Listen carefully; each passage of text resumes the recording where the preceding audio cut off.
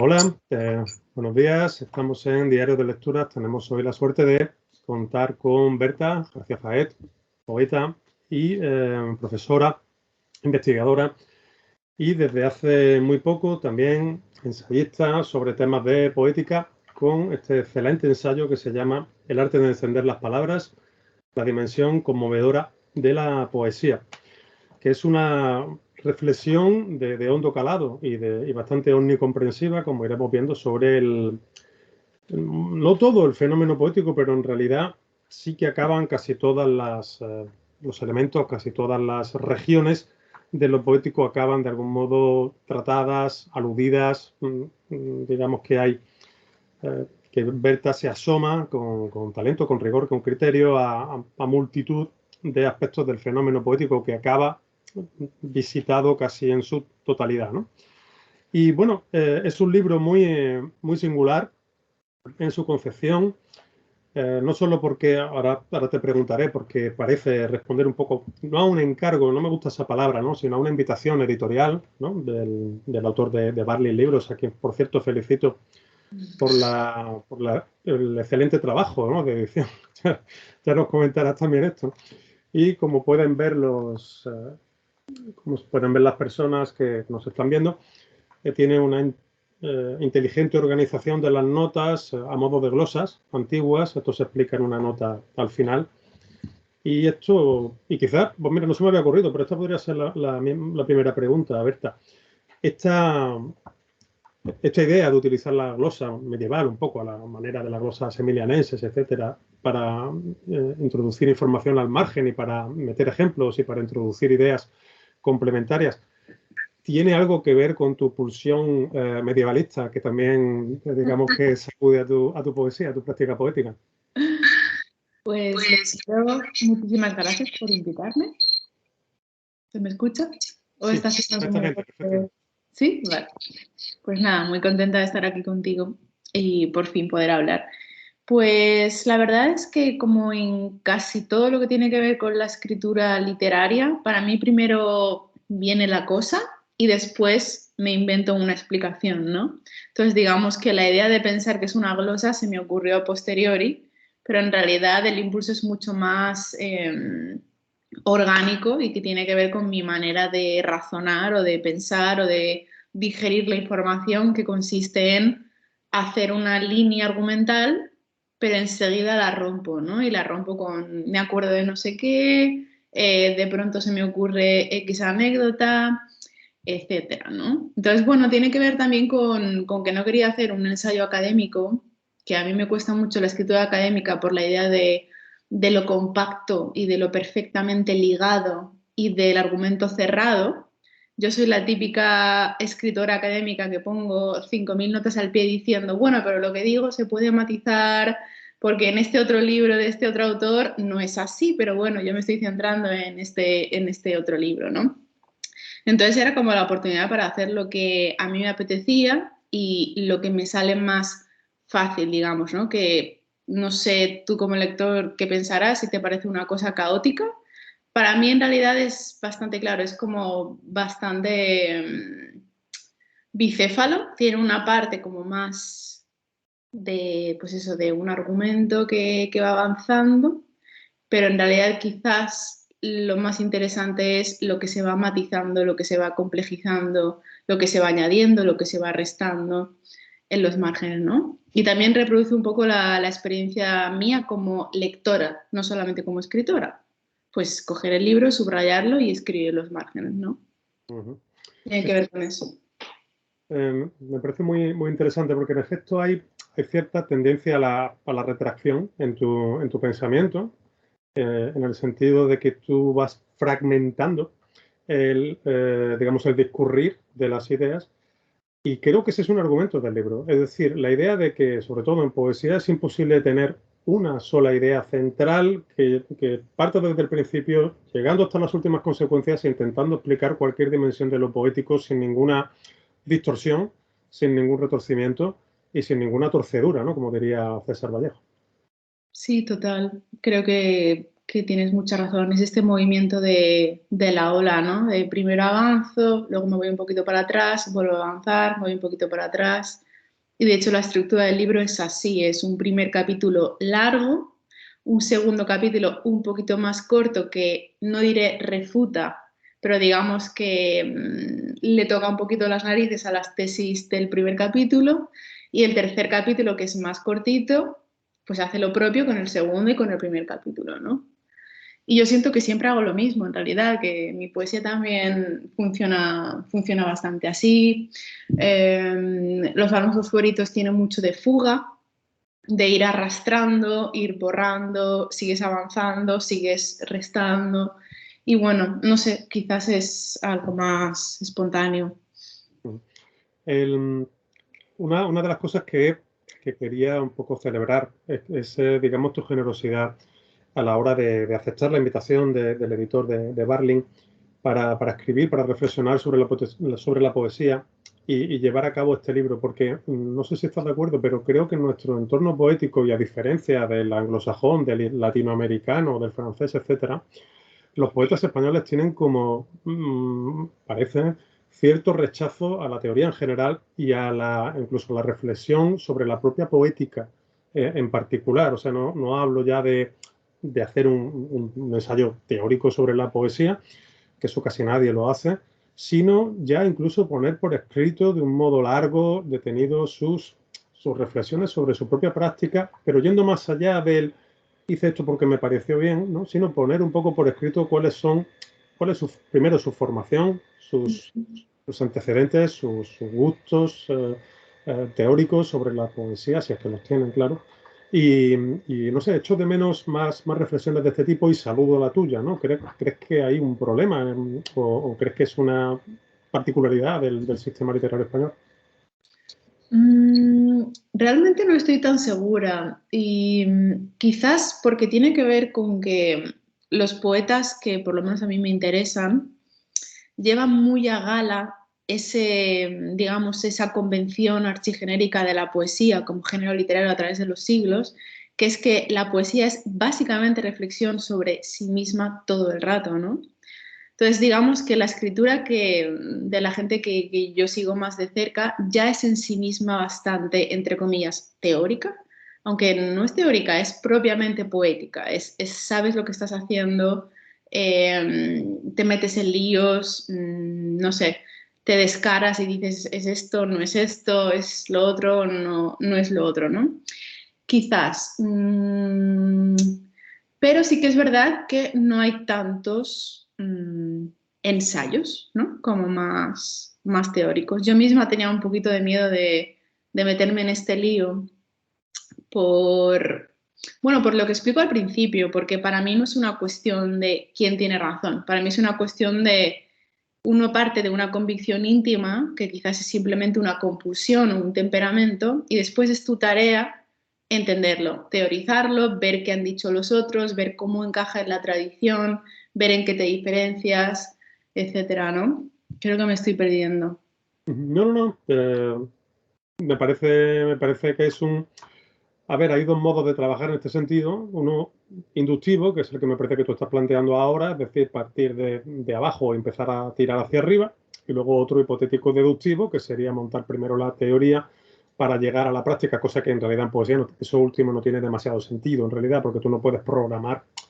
Quiero decir, no deberías hacerlo así, ¿no? A pesar de lo que intenta Edgar Allan Poe en el método de composición, ¿no? Que se supone que es eso, que es cómo llega el poema al cuervo a partir de un propósito genérico, que yo siempre creo que es un texto un poco increíble, inverosímil y parte de su relato de literatura fantástica, ¿no? Pero que no por eso deja de ser interesantísimo.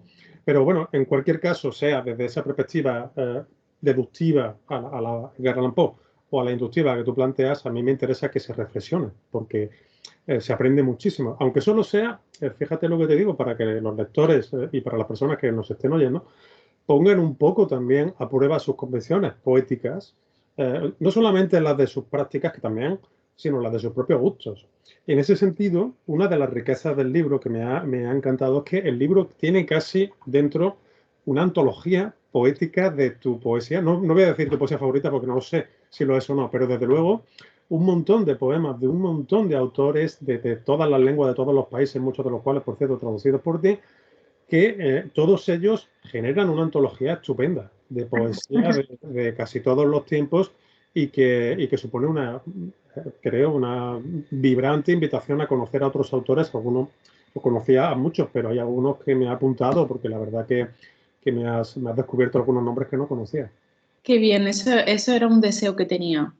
Porque no dije, voy a escribir a través de mis escritores favoritos, sino voy a intentar centrarme en nombres no tan conocidos o por lo menos no tan mentados, ¿no? Quizás la gente los conoce, pero no a tantísimo nivel. Pero no sé, mira, yo creo que hay gente que es muy, muy buena poeta, pero no muy buena teórica y viceversa, ¿no? Entonces, yo no sé qué soy yo, pero sí que sé que como lectora hay libros de teoría que me parecen un horror, pero hay otros que me encantan y que son fuente pues, de intenso pensamiento e intenso debate, ¿no? De hecho, en el libro menciono a Jonathan Culler, que es buenísimo, no sé si será poeta o no, pero claro, él tiene una visión bastante normativa que a mí me hace gracia, o sea, me hace gracia, pero un poco porque me parece muy vacilón eso, pero me hace gracia, como que me gusta pelearme con él en mi mente, ¿no? O, por ejemplo, también me interesa mucho como la historificación del género de la lírica, ¿no? Que esto es algo que no es tan reciente. Igual lectores sueltos se han dado cuenta por su cuenta, ¿no? Pero digamos de hacer un manual y decir cómo ha ido cambiando el género de la lírica a lo largo de los siglos, cuáles han sido los criterios archigenéricos que se han solidificado como supuestamente objetivos en cada momento y cada lugar. Todo eso me interesa y es verdad que eso sucede, yo diría que sobre todo en Estados Unidos, ¿no? Con Virginia Jackson y toda esta gente. Y luego hay, para mí, poquita gente, pero bastante mágica, que hace las dos cosas a la vez. Y un ejemplo sería Tamara Kamenstein. No es que sea teórica, sino que es más bien crítica, ¿no? Porque no pontifica, coge poemas o poetas de los 90, de Argentina o de quien sea, y te monta, pues, yo qué sé, arquitecturas teóricas, ¿no? Pero a la vez es excelente poeta. No sé, me parece que es difícil hacerlo todo. Sí, la verdad es que hay gente que se aprende mucho de su lectura sobre otros poetas, ¿no? A mí me gusta mucho Claro. leer, ¿no? Porque dicen, por ejemplo, no sé, Eduardo Milán, María Negroni, o en fin, varios poetas también, pero que me gusta mucho cómo iluminan, Miguel Casado, por ejemplo, aquí en España, ¿no?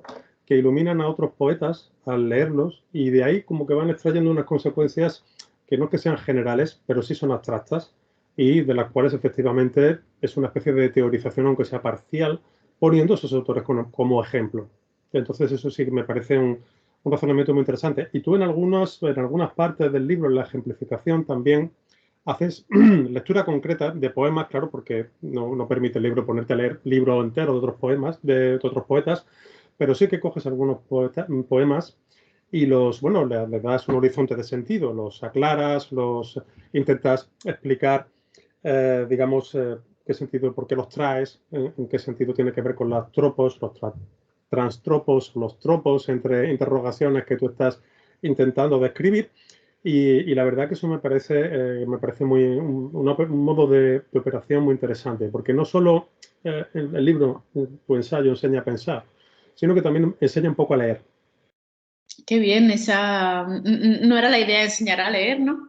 Pero sí quizás acompañar en otro tipo de lectura, ¿no? Porque además esa es una típica pregunta que se hace todo el mundo. ¿Cómo leo poesía, no? ¿Qué se supone que la poesía? ¿Algo que tengo que descifrar o algo que tengo que sentir? ¿En qué consiste, no? Y bueno, hacia el final del ensayo me meto un poco en ese jaleo. Vamos a ir entrando en algunos aspectos un poco ya de fondo que me interesan mucho. Uno de ellos es, bueno, a lo largo del libro, aunque efectivamente, como tú misma has dicho antes, hay hay oscilaciones de polo con respecto a las ideas, pero sí que noto una idea por la que planteas como una especie de hilo directo entre significado y significante de las palabras, de modo que hay una connotación natural, vienes a decir en varios puntos, que cito de la página 174 dices, toda elección léxica desencadena una serie de tropos asociados y por lo tanto de sentidos adheridos, porque como dices en la página 130, en el decir poético todo cuenta, ¿no? O sea, digamos que todo va arrastrando de forma que lo que tú piensas que solo está denotando, a lo mejor es falso porque arrastra consigo un montón de sentidos y de sonidos y de sentidos, no solamente en el sentido de lo que significa, sino del sentido de los 5 sentidos, toda la carga sensorial que van arrastrando cada una de las palabras que se van utilizando en cada uno de los poemas, ¿no? O sea, esta idea del arrastre, ¿estás de acuerdo con ella, no? Estoy de acuerdo con ella. De hecho, creo que no existe la denotación, que es una especie de horizonte utópico que necesitamos tener en mente para contrastarlo con lo que de hecho siempre sucede, que es que nosotros significamos connotándonos, ¿no? Y todo está connotado y si no le pones atención nunca para, ¿no? Pero esa es un poco uno de los peligros. ¿Qué pasa? Que la connotación será infinita, entonces siempre vamos a estar hablando, digamos, flotando, multiplicándonos, no nos vamos a agarrar a ningún significado. Y ahí traigo a colación una frase que no me acuerdo si me dijo, le escuché, no sé, de Santiago Albarrico, que dijo algo así de una manera como más elegante, algo así como, para escribir tienes que olvidar lo que sabes o algo así. Y esa frase a mí me ayuda bastante, ¿no? Porque ponte, a ver, yo creo que yo tengo un perfil que yo veo en otra gente de nuestro mundo, ¿no?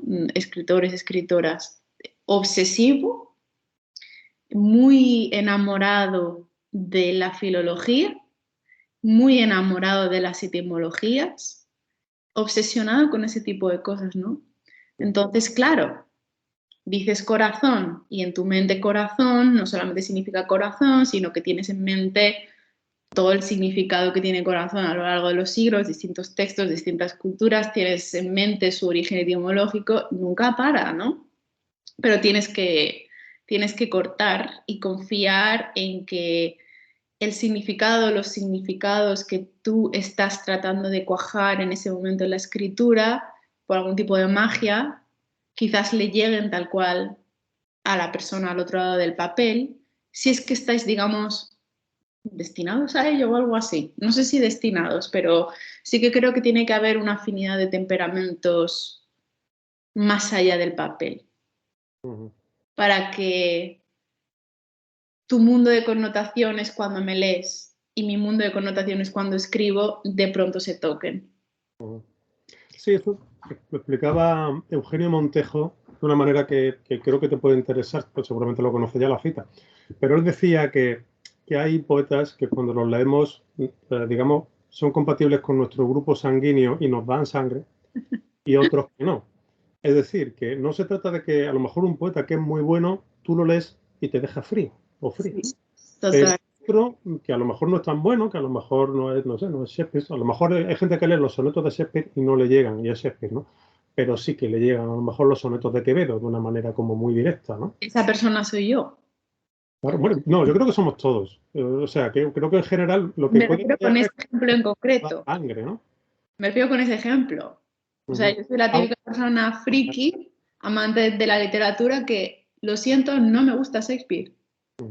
Y he leído un montón de Shakespeare y no me gusta. ¿Qué no me gusta? Quevedo, me encanta. ¿Por qué? A saber, pero me gusta esto del tropo de loco sanguíneo, ¿no? claro, es que me gusta mucho la imagen, primero porque creo que es cierta, y segundo porque tiene esta cosa de la compatibilidad casi física, ¿no? Sí, corporal.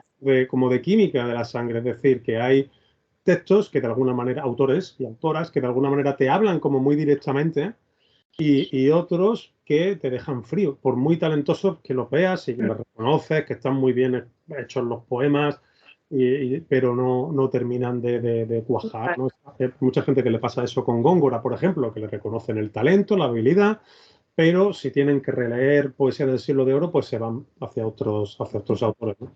Y yo creo que eso...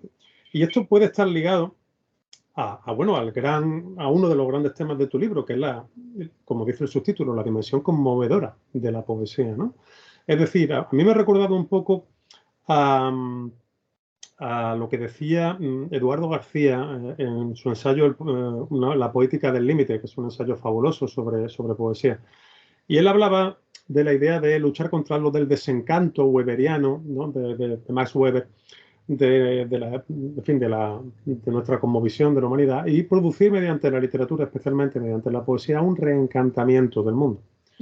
Entonces, algunas de las páginas de tu ensayo me han recordado a eso, aunque no tiene nada que ver porque lo hace mediante la mitificación o la remitificación de algunos elementos y tú vas por otros derroteros completamente distintos. Pero esta idea de conmover, como entender la poesía como algo que debería afectarnos, me parece casi necesaria, ¿no? Porque creo que efectivamente la poesía mala no es aquella que está mal, no tanto es aquella que está mal escrita, sino aquella que nos deja exactamente igual, ¿no? Absolutamente indiferente, ¿no? Claro, y esto de afectar es bastante curioso porque necesita de dos fuerzas que en un principio parecen contrarias. Necesita retarte, ¿no? O sea, necesita ser diferente a ti, necesita cambiarte algo, modificarte, pero a la vez necesitas sentirte reconocido, que haya algún tipo de afinidad.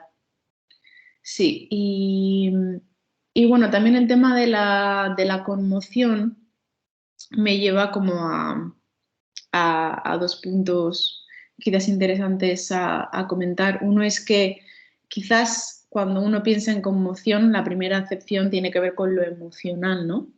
Y este poema me ha hecho llorar.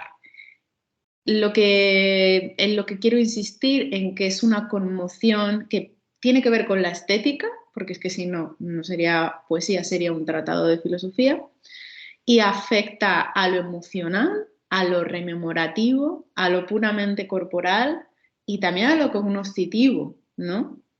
Ahí está un poco el énfasis de mi ensayo, por lo menos así empecé yo como planteándome qué significa cuando la gente, yo incluida, decimos de manera tan alegre, la poesía te amplía el pensamiento, la poesía te ayuda a pensar de manera más ensanchada, como, ¿a qué te refieres exactamente? Entonces, bajar eso a tierra y tratar de pensar, bueno, ¿cuál es, digamos, no sé si la ventaja, quizás sí, la ventaja cognoscitiva del pensamiento poético? Bueno, y de eso va la cosa, ¿no? Insistir en que es conocimiento, no solamente emoción. Es más, es que va junto, ¿no? Y la otra cosa que quería decir que era, ya no me acuerdo, ya me acordaré. No lo sé, estábamos hablando de lo del... Eso, la dimensión conmovedora, lo de si la mala poesía nos deja indiferentes o algo así, no sé si quería ir por ahí o no. No tenía claro. Bueno, seguimos con... Sí, perdón. Volviendo al tema de la gente obsesiva, conmoción, conmovedor, conmoción, te lleva al movimiento, ¿no? Y empiezo el ensayo diciéndola, pues he llegado a la conclusión, volviendo a lo inductivo que decías, he llegado a la conclusión de que la poesía es movimiento. Y después de esa gran frase voy a unpack como de manera más deductiva eso, ¿no? Y me lleva a insistir en que, por un lado, es cierto que mi ensayo y mi escritura, y creo que las de otra gente también, es lo que tú has llamado refractario, este movimiento de para adelante, para atrás, digo, me matizo, voy complejizando, voy hilando cada vez más fino hasta que al final, ¿dónde está el hilillo? Pero a la vez, el pensamiento poético y el mío, desde luego, tiene que ver con la redundancia, ¿no? O sea, yo siento que la poesía es movimiento, es un tropo que cuaja todo lo que tengo que decir, ¿no? Lo único que he hecho es, pues eso, analizar qué significa que la poesía es movimiento, ¿no? O en otro momento del ensayo digo, todo lo que he dicho aquí ya lo he dicho en un poema que se llama 13 tesis para la mejor comprensión de los pájaros en edad de merecer. Es que es exactamente lo mismo. Y tengo la sensación de que llevo, no sé, ¿cuánto llevaré? 15 años diciendo lo mismo, ¿no? Con distintas palabras. Pero es un poco, pues eso, la idea y que tiene que ver con otro de los criterios archigenéricos de la poesía como género literario, que es el de la redundancia, el de la repetición, el de la insistencia. Sí, las 13 maneras de mirar a un mirlo, ¿no? Eso era. Hostia. Y me tengo con Wittgenstein.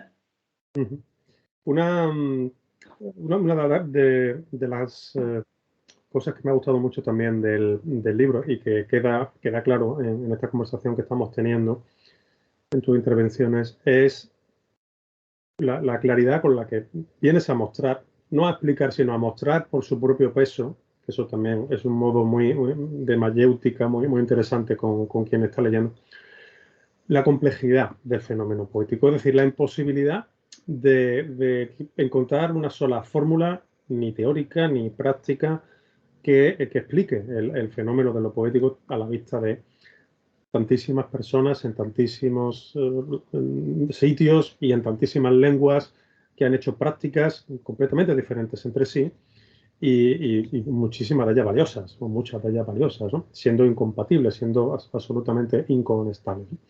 Entonces, me parece que está eso muy bien explicado. Entonces, me pregunto si para ti la poesía no tendría, digamos, una ambigüedad esencial. No solo en el momento de leerla, que como bien dices, efectivamente hay algunos mecanismos, esos tropos, transtropos y tropos entre interrogaciones que tú examinas, que van minando precisamente el camino de la interpretación normal para generar extrañeza, para generar distorsión, para generar miradas diferentes, ¿no? Sino que esa ambigüedad también afecta al hecho mismo de la escritura, incluso al momento mismo de la escritura, en que uno mismo o la persona que va escribiendo va generando lenguaje y a veces es consciente y a veces no, precisamente de toda esa herencia de arrastre que en todo lo que va haciendo sobre la marcha va incorporando al poema y que a lo mejor va dirigiendo el poema hacia lugares no pensados, digamos, de los que uno tenía en la cabeza. Y a lo mejor esa es la explicación, ese lenguaje desencadenado con todas esas reverberaciones y adherencias, de que este tópico de todos los escritores de no he conseguido poner en el papel lo que yo tenía en la cabeza. Claro, es que tu lenguaje te lo ha impedido. Te supera tu lenguaje. Exactamente, ¿no? Sí, estoy de acuerdo, sí. Me parece que no sé si el ser humano en general o el occidental en particular, no sé si es una cuestión cognitiva o más cultural, que tendemos a pensar desde el dos, desde el bi, ¿no? Desde el binomio, la dicotomía, etcétera. Pero me parece que, digamos que el pensamiento poético logra captar ese momento en el cual lo doble, las dicotomías, los binarismos, como que se, digamos, colapsan, ¿no? Entonces, hilando con lo que dices, me parece que en el pensamiento poético suceden cosas bastante extrañas y que parecen opuestas, como que si el poema funciona, tú sientes, estás totalmente convencido de que el poema cuaja tu verdad, pero a la vez estás totalmente convencido de que en el proceso creativo ha habido muchísimo azar, ¿no? Y contingencia. O sea, la idea de verdad previa versus proceso. En el poema no, es las dos cosas juntas, ¿no? He conseguido plasmar lo que quería plasmar, pero a la vez he plasmado mucho más de lo que yo sabía o pensaba que podía plasmar. Y lo que acabamos de decir, el lenguaje me ha superado, ¿no? Cuando funciona un poema, es mejor que tú el poema. Sabe más que tú. Y volviendo a Guillermo de Poitiers, ¿no? Su famoso verso que también cito y que incluí en mi libro Una pequeña persona linda, que me encanta. que es, para el que no lo conozca, es un poema bastante largo y el primer verso dice así: voy a escribir un poema sobre nada. Y después sigue el poema, pum, pum, pum, pum, un poema maravilloso, súper complejo, etc. Y en la última estrofa, el primer verso de la última estrofa dice: ala, ya he escrito el poema, no sé ni de qué. Y para mí es el poema que capta de manera más perfecta y preciosa cómo esa paradoja no es tal en la poesía, ¿no? Como sabes y no sabes de lo que escribes. Te has dejado llevar por el proceso y a la vez has conseguido, no sé, adensar algo que ya estaba ahí previamente. Creo que va por ahí la cosa. Sí, la verdad es que el libro tiene muchísimas propuestas, muchísimas ideas sugerentes. Todo el estudio que hace de tu organización, de las figuras retóricas que tienen relativamente poco que ver con la retórica tradicional, ¿no? De un Leo Spitzer, digamos así, ¿no? De una estilística tradicional. Me parece muy interesante cómo juegas con, o sea, cómo intentas explicar los quiebros de sentido, de sonido y sintácticos que puede tener, que puede producir, por ejemplo, un encabalgamiento.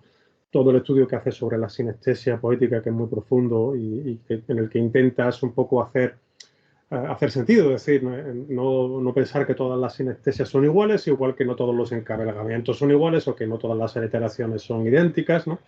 Creo que es un trabajo que me parece valioso, porque rescata un poco de las garras de la filología tradicional algo que en realidad es pensar sobre la forma del poema, ¿no? Que no es solo, o sea, el poema no es un recuento de figuras, pero un poema sin, digamos, lo que llamamos tropos o figuras, sería un poco difícil de imaginar en el sentido de que va a ser algo que no está haciendo nada con el lenguaje, que lo está dejando casi exactamente igual, ¿no? Como una especie de lítote, lo cual acaba siendo también otra figura. O sea, no se puede escapar de los tropos, ¿no?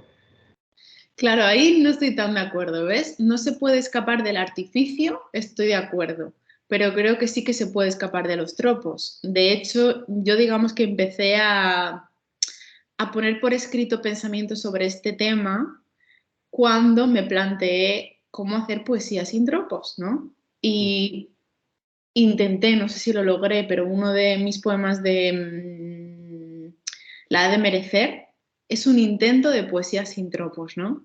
Y luego lo he tratado de hacer en otros poemas y cuando hice mi tesis doctoral me interesó ver qué otra gente hacía eso, ¿no?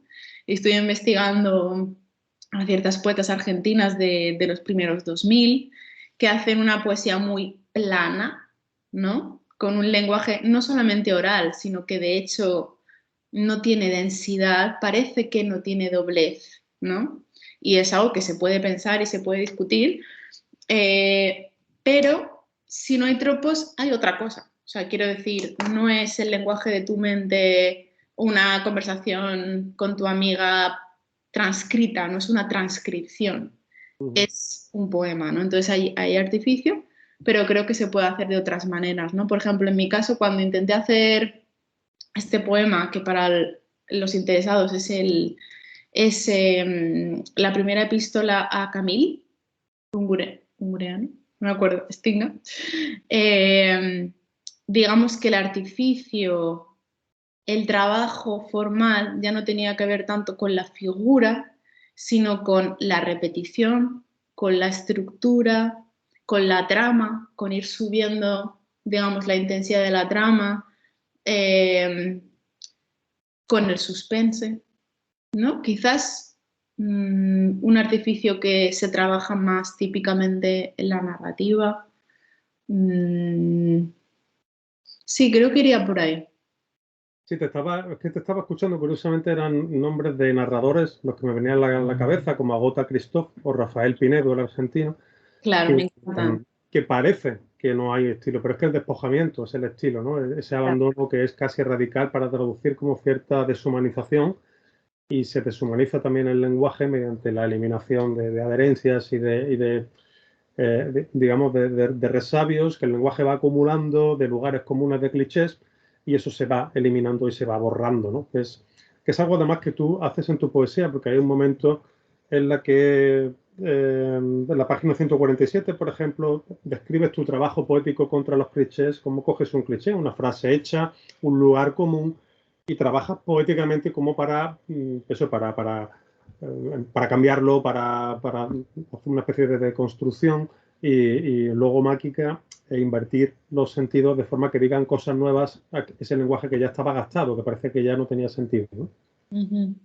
Sí, total. Tengo mi pequeña cruzada contra el cliché. Y el cliché puede ser súper recargado o súper minimalista, ¿eh? Eso es lo curioso, que hay gente que escribe súper literario, súper retórico y piensan que no es cliché, cuando muchas veces es muy cliché, ¿no? Eh, sí, la verdad que intento no caer en el cliché, la verdad, pero bueno, que también puedo caer, ¿eh?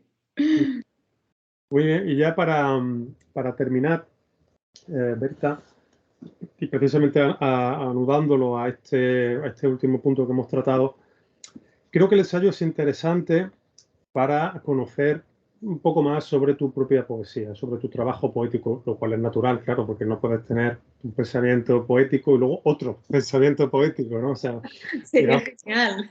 puedes tener poéticas particulares en cada uno de tus libros, que eso es perfectamente lógico, hay muchos poetas que son así, pero quiero decir que hay una reflexión sobre libros tuyos, acaba de aparecer, no, pero lleva no demasiado tiempo aparecido Corazonada, este impresionante libro que todavía estoy digiriendo, de 330 y muchas páginas, 345 páginas creo.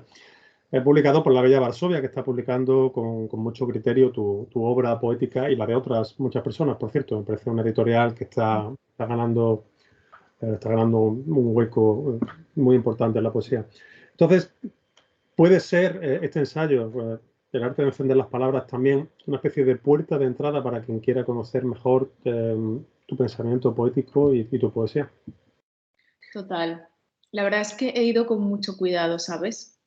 Porque yo me considero fundamentalmente escritora, pero después tengo que ganarme la vida y también me dedico a la academia, ¿no?